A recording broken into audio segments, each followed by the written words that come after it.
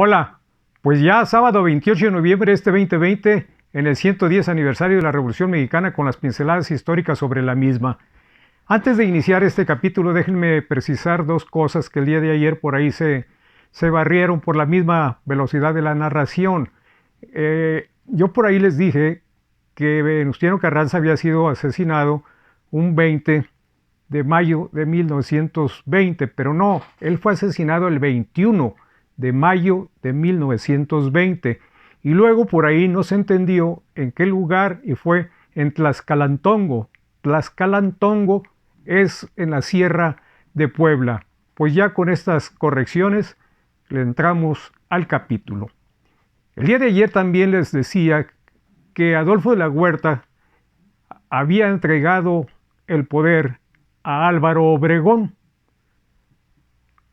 ¿Y cómo lo entregó?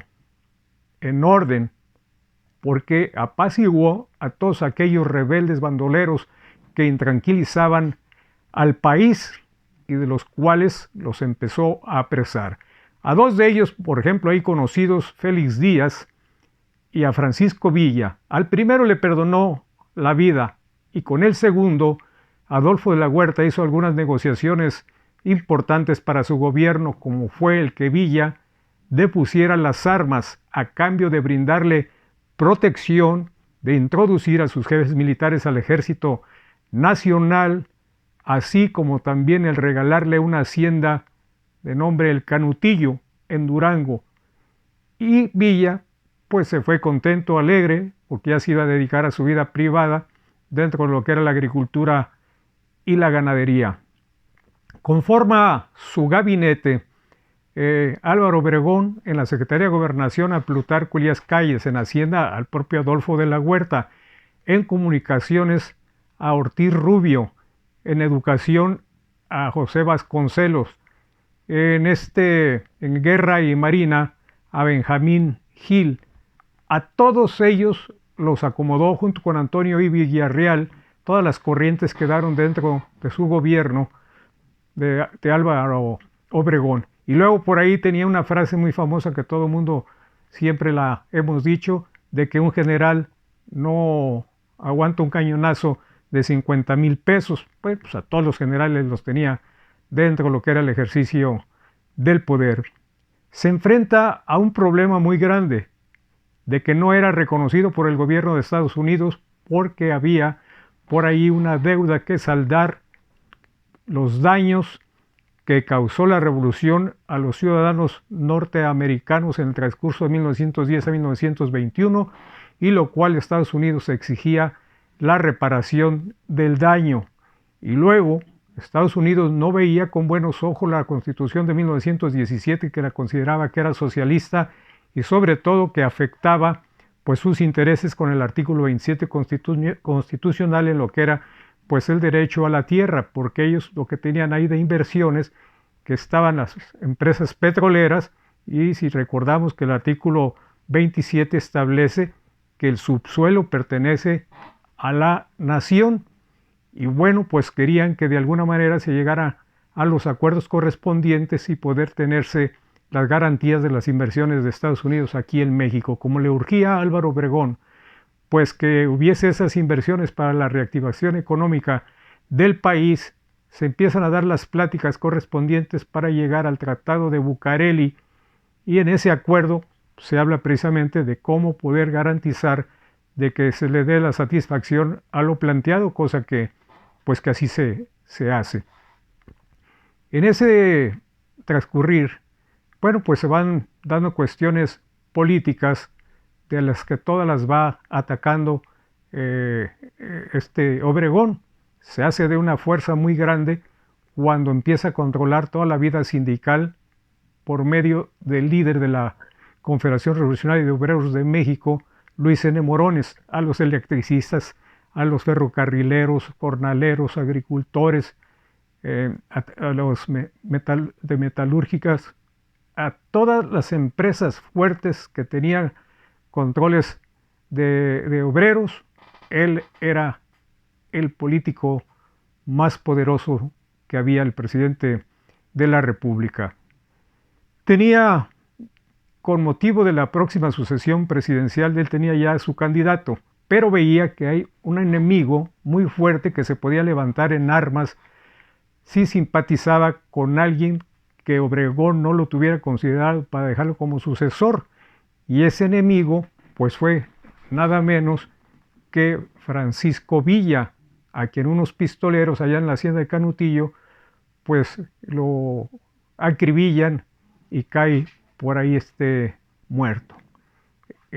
Otro de los personas que se levantan en rebelión es precisamente Adolfo de la Huerta, que no veía con buenos ojos que fuese Plutarco Elías el candidato a la presidencia de la República, y se levanta un 7 de diciembre de 1923.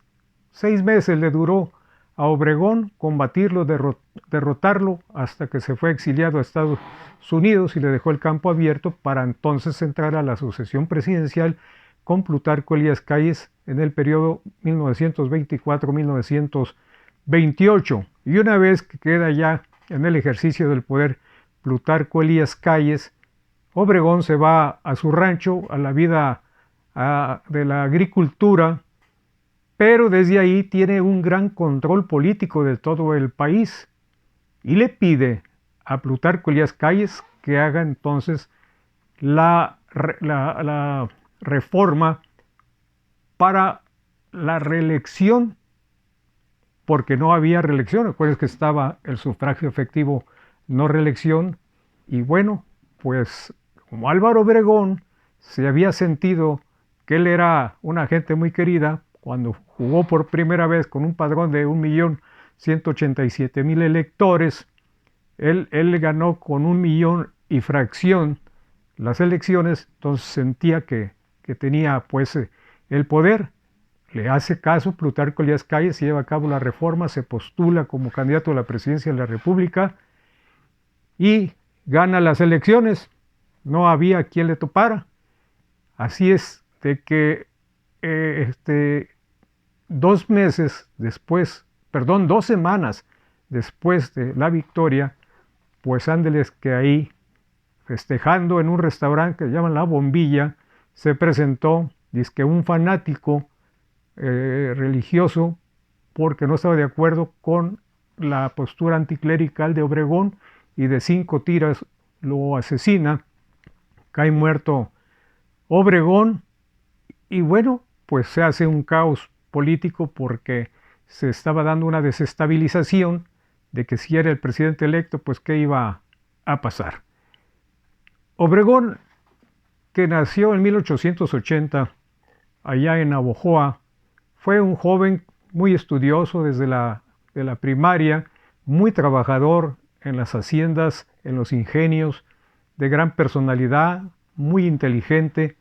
Tuvo por ahí su primer matrimonio, del que enviudó 2 hijos luego, y en el segundo matrimonio 7 hijos, y todas las hazañas de victoria en los combates de la revolución de los que ya hemos narrado, pues se llegó a tener el reconocimiento de uno de los revolucionarios más valiosos, más valientes que tuvo la Revolución Mexicana.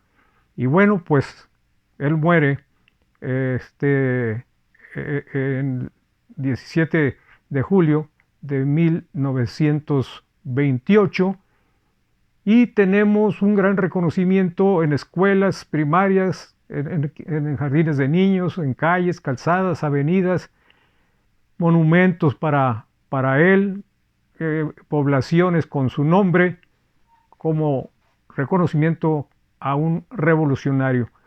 Ahí la dejo, y bueno, pues el día de mañana le seguimos con uno de los últimos ya capítulos de la revolución.